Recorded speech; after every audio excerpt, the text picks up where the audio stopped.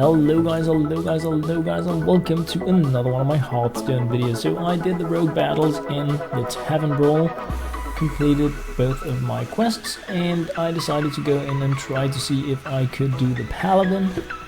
I have a Paladin victory quest, and I had so much fun with the rogue. Just made a single video with a few battles in it, and now I figured playing the Paladin was really fun, so I wanted to share that with you guys as well, putting in some post-gaming commentary here because I was really unable to sit and chit-chat while I was doing the recording. So my thought is, everything is weak, but we have Avenge that will boost things up, Noble Sacrifice that will keep things safe, and Redemption that will bring things back. Most of the battle is like easy board flooding, and I was thinking about including the Scarlet Purifier because it's like really cool.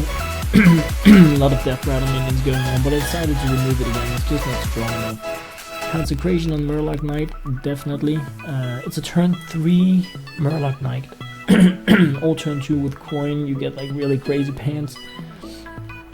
Tyrion is kind of fun. The Mysterious Challenger, not as efficient with only 3 secrets in the deck, but at the same time, these secrets are like boost up another minion, gain somebody to protect you, and put something back to life, which is like really cool. So besides the Paladin cards, what did I want to put into the Fun Pants deck? Well, I got a bit of an inspiration after having some battles with the Rogue. And I was like, a lot of people were playing with Young Priestess, but I wanted to go a bit more nasty than that. First thought was go with Annoyatrons and go with some of the Inspire mechanics that really make it super crazy to play the Paladin because you already buffs minions down. So adding more goodies to the Inspire is like really silly. So that was like my first thought when making the deck. I tried it out, as you're gonna be seeing, and it was okay. It was just not as fun as I wanted it to be. But I wanted in the Cold Night Oracle because everything is cheap, and I like being able to control card drawing. So I added it in, also synergizes decently with the Murloc Knight really. So many cool things that could be added in, like any kind of Divine Shield stuff is like a 2-for-1 kind of thing, just as a death rattle. But I wanted to do something different than that. This is like Crazy Pants times, and Questing Adventure, pretty much a must. Like everybody's playing with them. Shade of Nox, pretty much a must. Silver Hand Regent is one of the cards I was talking about. Is like, it works so well in this as well, but it's just not.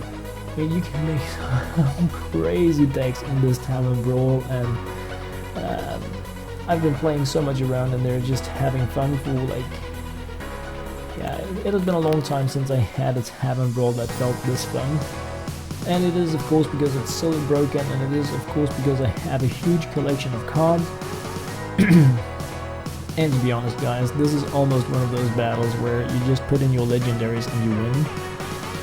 Yeah, it's I had some rogue battles just with like 5 non-legendary cards, just whooping stuff completely, and yeah. So like Frostbolt is one of those really, like you just gotta put him in there, along with the Questing Adventurer.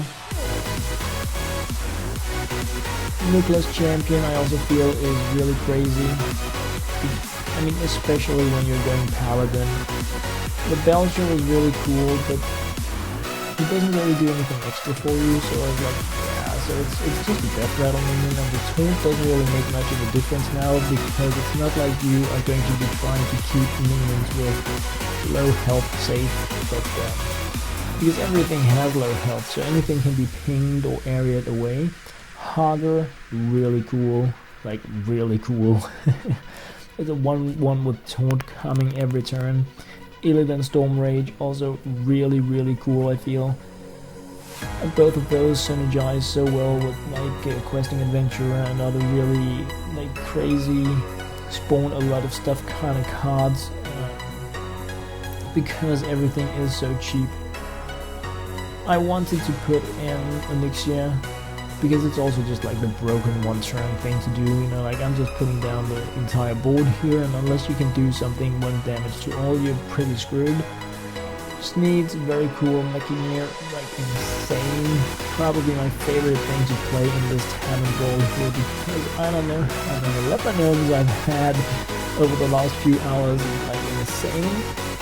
Warare is also like really strong. It's one of those you just need to really, it has to go away, but yeah, so do most of these really. That's just how it is, but that's also how you want to make the deck. You want to make it so that every card you play is like a major threat, and hopefully so that others need to do more than use one card to get rid of it. If you've done that, then you're in a good position, but yeah, right now everything is pretty easy to get rid of, so the shade is like one of the few things that can be a bit tricky. So can the question really, if you're like allowed to go nuts with it. Yeah. Let's go Hogger 2 Frost Wolf turn 2. Wow. This is the broken iron combo, guys. Okay. Let's see what we got. I mean, the Warlock can Mortal Coil anything, meaning that I should go with Redemption, just to be sure. So, what are you gonna do about it? Yeah. Sure, Connor. Thank you. Oh, yeah. So, pretty tough game. I'm pretty happy about how it played out in the end. I mean, I feel we had some good things going on, both the opponent and the buy, but like in the end I felt like I had the best overall strategy, and that is probably what led to the victory. And yeah, exactly, guys. So Druid Paints. Oh, Mukla's champion at Onyxia. Wow, I really wait with Onyxia, but at the same time it's just so crazy to play a turn 1 Onyxia. And Swipe is like so far away. Come on. So, let's see how it goes here. Woo. Yes, Paints. This is also like a really cool card for this Tavern Brawl here. What I decided to do was to just make sure that my opponent had nothing on the table. Just checking out what it is. Overload, okay, who cares? Play with it. Down with the questing. And I decided to go with the Redemption instead of the other one, and that was because I expected my opponent to be expecting Redemption. So I was trying to like my opponent there to keep my questing adventure safe in that way, and it didn't work. No, it didn't. So that was like really annoying.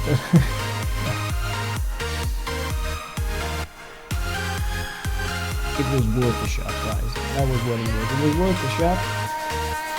And this here is also like really cool.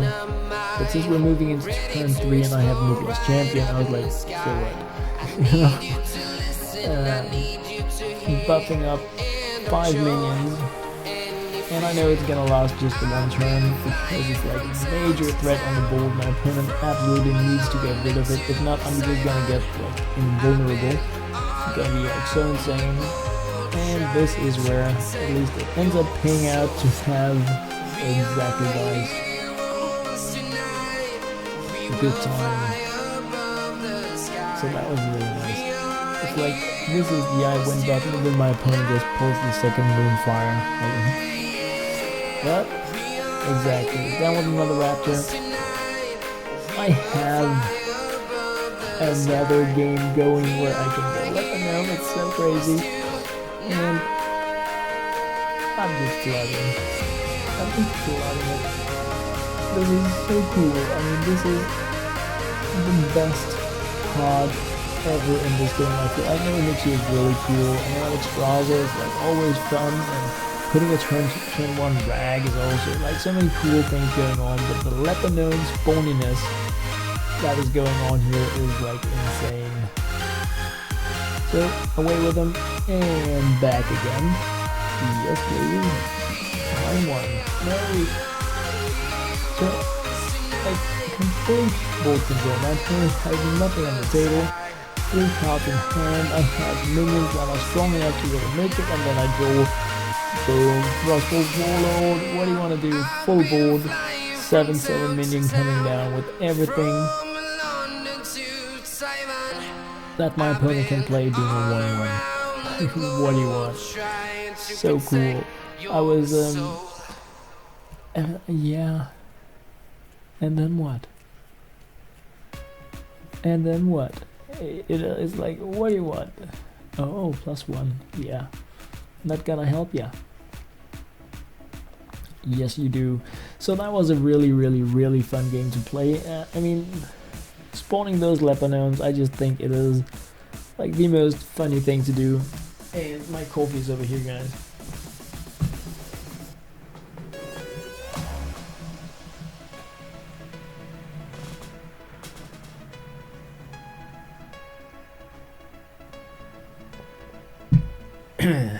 Oh yeah, good times, good times. So going in against a mage here, Don Goku. Oh yeah. Powerball.